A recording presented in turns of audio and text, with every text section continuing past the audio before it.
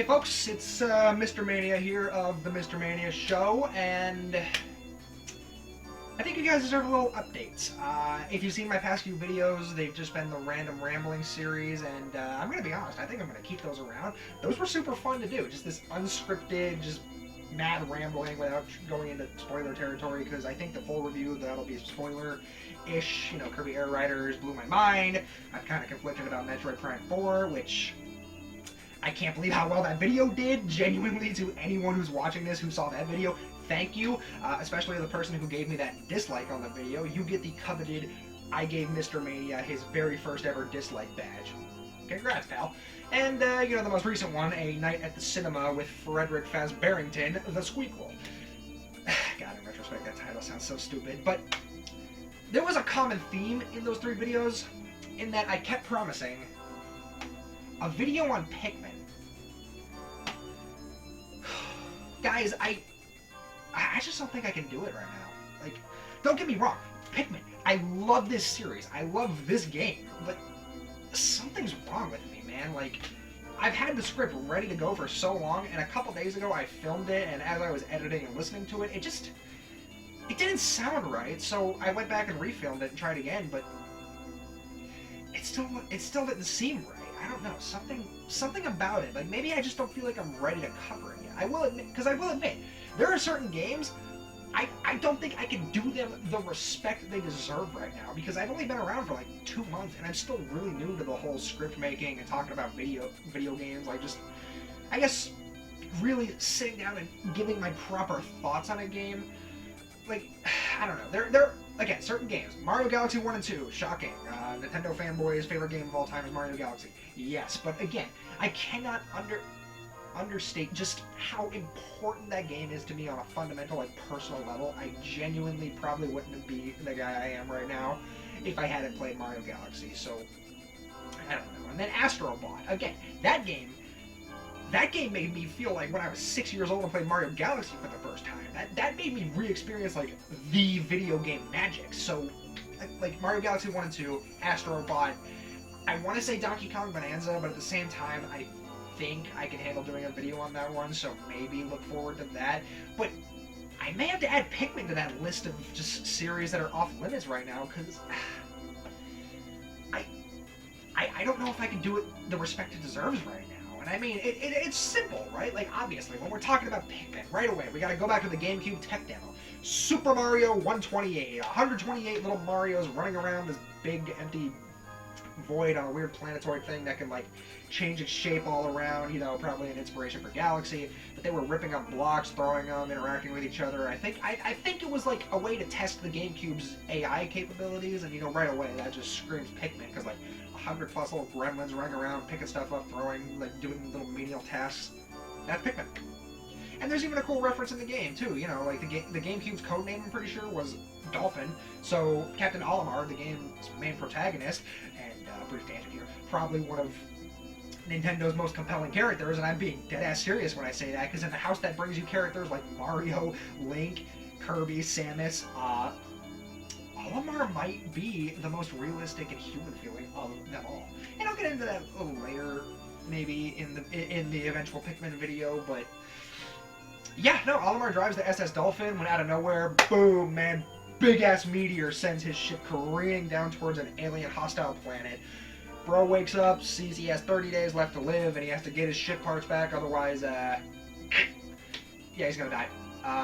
He's not gonna get to see his wife and kids, he's gonna die on an alien planet completely alone and probably terrified. But, I'm gonna be honest, he takes it like a champ. After that, first thing he does is waddle around, he finds the red onion, which, I'm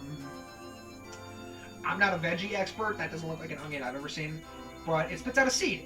And what we get is the first of the gremlins, the little red Pikmin. And I'm pretty sure the community agrees that his name is Steve. I don't know where that came from, but I've seen so many people say that this red Pikmin that you get in the first game, the first red Pikmin, Steve. And I think that's funny, so I will refer to him as Steve the Red Pikmin. Using Steve, you get the pellets, you put them in the onion, you spit out more Pikmin, you move the big-ass cardboard box, which, a big-ass cardboard box. What does this mean? Pikmin takes place on Earth. It's on Earth. Yeah, I'm just gonna rip that band-aid off right now. Pikmin takes place on Earth. But you find the SS Dolphin's engine, which, how fortuitous. The most essential ship part landed right next to where Olimar crashed, and totally not video game plot at all. But then you find the next area, the Forest of Hope, and the leash. You're let off it, man. As soon as you start the level, go. Just break down the wall, and from there, do whatever the hell you want. Grow Pikmin, kill enemies. This is where combat comes into play. You can grab Pikmin and throw them. You can use the C-stick to make them swarm. It's pretty funny. You got the tiny Bulborbs. You can throw Pikmin on them, and that kills them instantly. There's the big ones, which, if you don't swarm them correctly, you're going to watch a bunch of your Pikmin get eaten. And when Pikmin die in this game, and any of the games, realistically, actually, it's horrifying. They squeal, they scream, they let out those poor little whales, and then you see their spirits fly into the air and just vanish. It's heart-wrenching, and I always try to do a deathless run whenever I play any Pikmin game, and I will say, I'm one of those players who, even if I lose one Pikmin, I reset. I can't handle the guilt, man. But it's also here where you find the yellow onion, and this is where the multitasking comes in, because it's like, you gotta balance your little team here, man. You can't just go in with a full squad of reds most of the time. You also gotta bring in yellows, and yellows are different from the reds because they can be thrown higher because I guess they're lighter. I don't really know what conveys the lightness. They look like about the same shape as the reds outside of the ears, but they can also handle bomb rocks, which I guess the other Pikmin just look at bomb rocks and say, I don't feel like playing with grenades, but if you do, man, go right ahead. And from there, you can get more ship parts. You get the whimsical radar, which is like your map function. It lets you see all the ship parts on the map. They're little star icons, which is exceedingly useful. I cannot understate that. And then you find the next area, the Forest Navel, this deep, dark cave area. And, it's really dark in here. It's really cool. This feels like the first foreboding and dangerous area. And it's here where you find the Blue Onion, the last of the three Pikmin types in the first game. We get more in later games. But the blue ones are special because they can breathe underwater. And given how much water is in each area, this is essential, especially for some ship parts that are either in water or on a landmass surrounded by water. But the Forest Navel is also where the creatures get a lot more vicious. You got the Wollywog, which can jump up and crush large portions of your army. You got the Fiery Blowhog, which shoots out a bunch of fire. It'll shake the Pikmin off of it first, and it'll spit fire. Reds are fine, they're fireproof. Yellows and blues, though, if they get touched by fire, boom, it is pandemonium. They are running around screaming. You have to whistle them, you have to try and calm them down, and you don't have very long before they just... gone. Dead. More Pikmin. Burnt to a crisp. Ugh, man, it is... Pikmin is a shockingly brutal game, man, when you think about it. But I guess I want to talk about the Pikmin too, because they're adorable, but they all have their own functions. Like I said, the reds are fireproof, but they're also the strongest in battle, so these are the ones you want to bring when you're fighting bigger, more imposing creatures. The yellows can be thrown higher and have the bomb rocks. Honestly, the yellows are probably the least valuable ones here, but the blues being able to handle the water, and I don't remember if it's in the first or second game, but if you dismiss them and a red or yellow happens to fall in the water, they'll actually jump up and throw the Pikmin back out of the water. It's a little strange that they have to be dismissed to do that, but the fact is here is still exceedingly helpful. But yeah, each Pikmin, to an extent, the yellows, each have a thing that makes them feel super useful and valuable to your little team.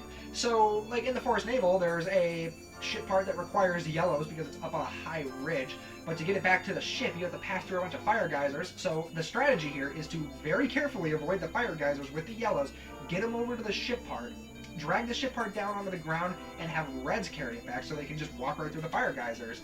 There's a lot of multi-layered thinking in this game, and I really appreciate that because it's fun. It's like a little brain teaser. It's like, oh, I could just go through here with the yellows, but wait a second, there's fire everywhere, so why don't I be smart and use the red so nothing catastrophic happens?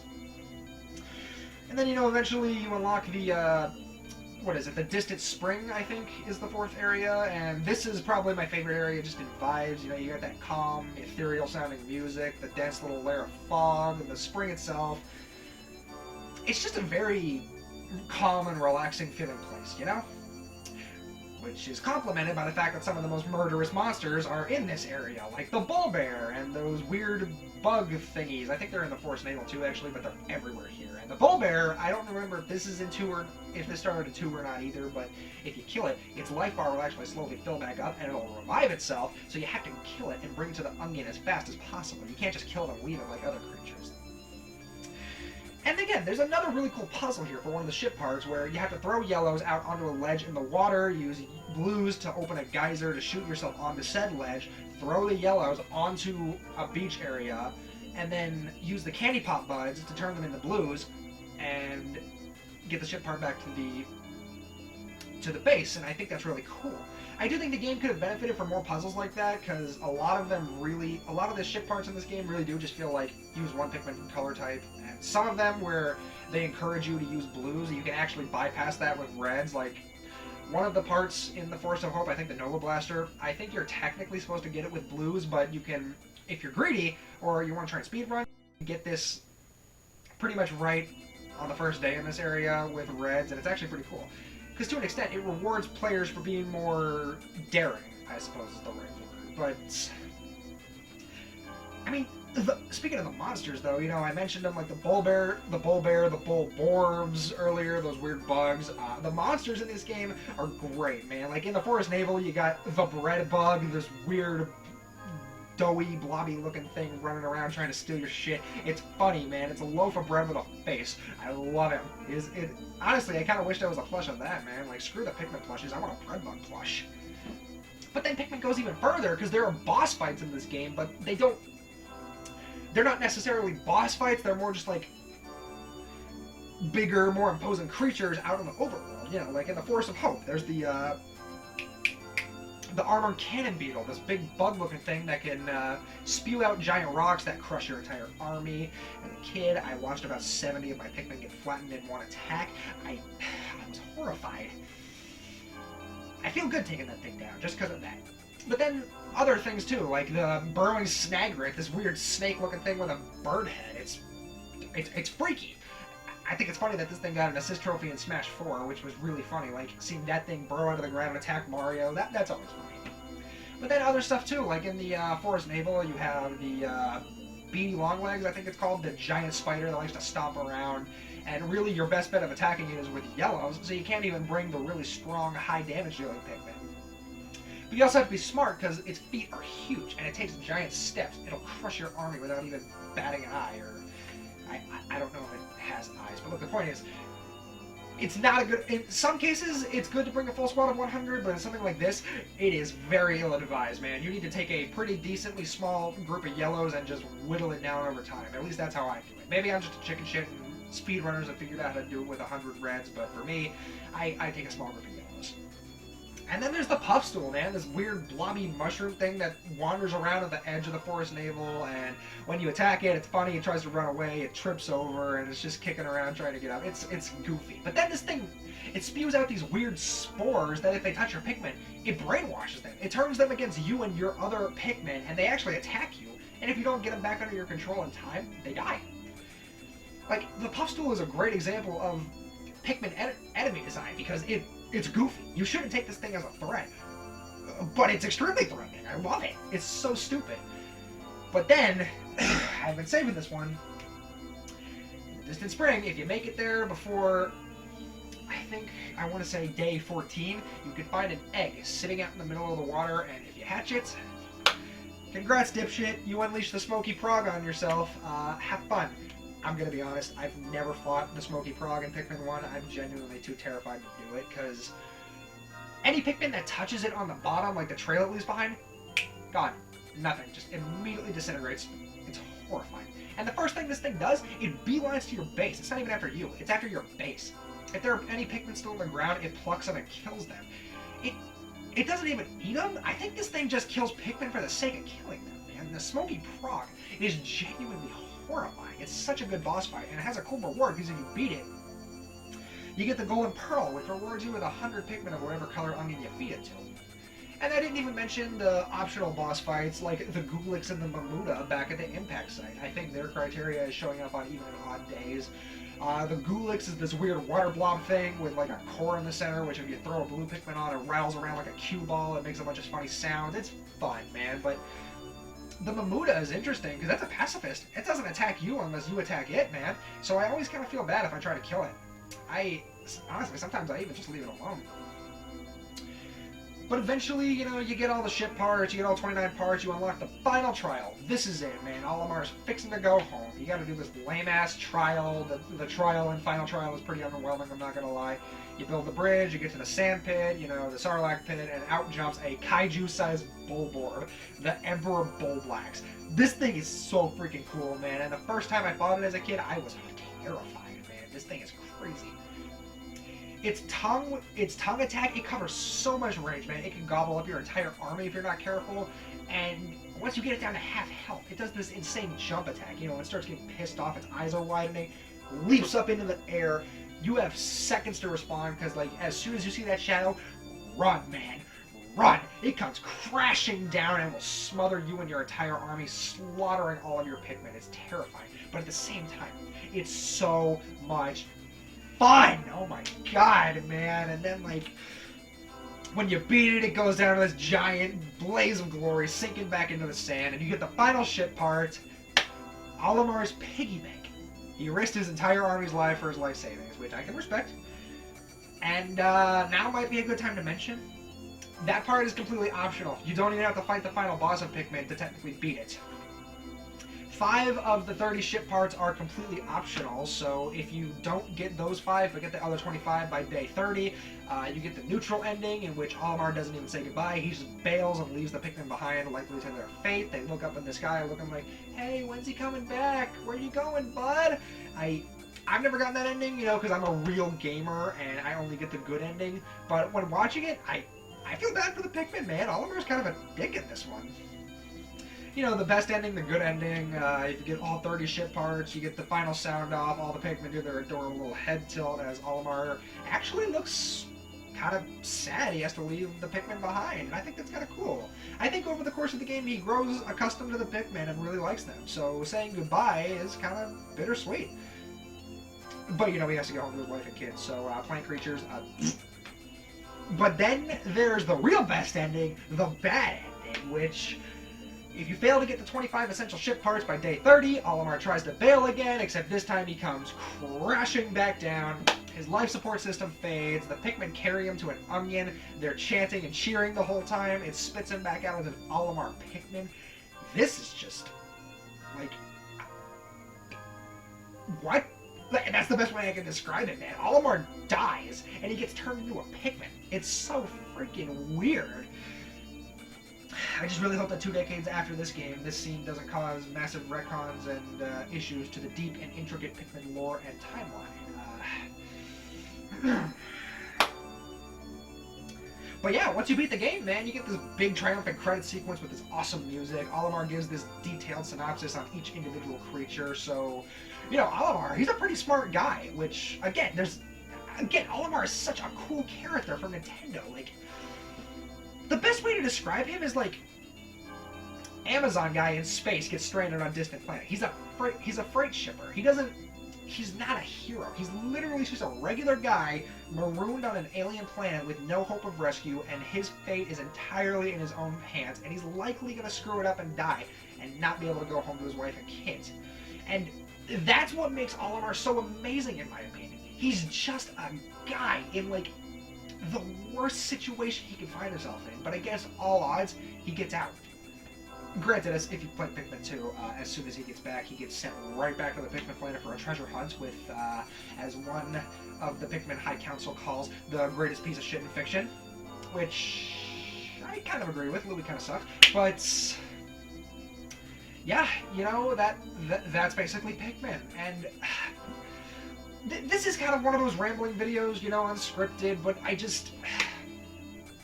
promised Pikmin, man. I said I would do the Mr. Mania show Pikmin, and I still want to, believe me, Pikmin. I love this series to death, man. I physically cried, tears coming down my eyes when Pikmin 4 was revealed, man. It took half my lifespan, because again, 10 when Pikmin 3 came out, 20 when Pikmin 4 came out, that was pain.